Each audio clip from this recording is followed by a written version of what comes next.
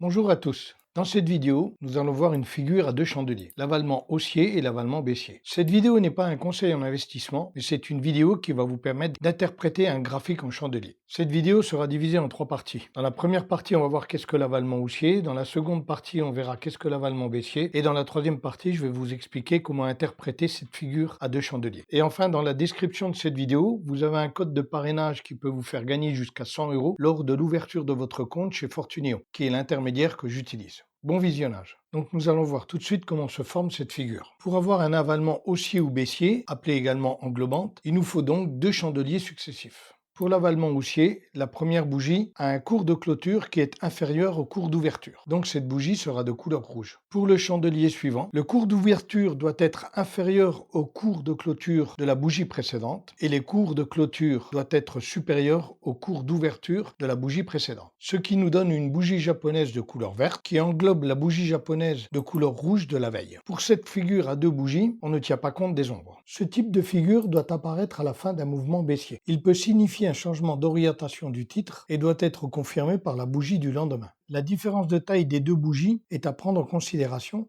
car plus cette différence est importante, plus le signal peut être pertinent. Nous verrons quelques exemples à la fin de la vidéo. Pour ce qui est de l'avalement baissier, eh bien c'est exactement le contraire. Donc on arrive en haut d'une phase haussière et la bougie rouge va avaler la bougie verte. De même que pour l'avalement haussier, la différence de taille des deux bougies est importante à prendre en compte. Et la bougie suivante qui suit l'avalement haussier ou baissier doit confirmer la tendance. Donc on va voir maintenant quelques exemples sur l'application LiveTrader qui est mise à disposition par Fortuneo. Donc on voit sur ce graphique en bougie japonaise un avalement haussier.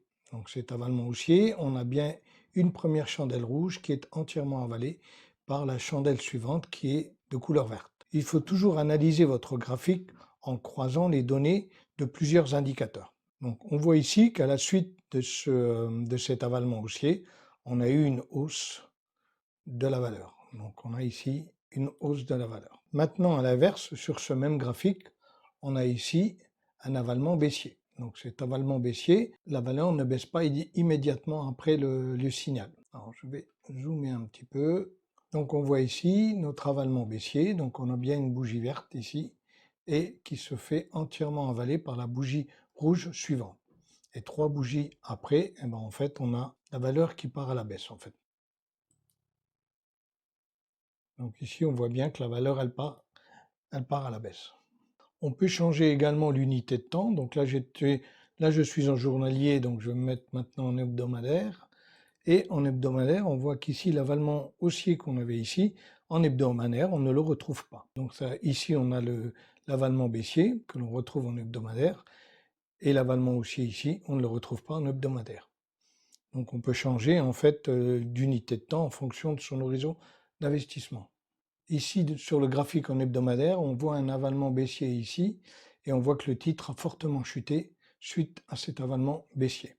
Voilà pour l'avalement haussier et l'avalement baissier. Merci d'avoir regardé jusqu'au bout, et moi je vous dis à bientôt.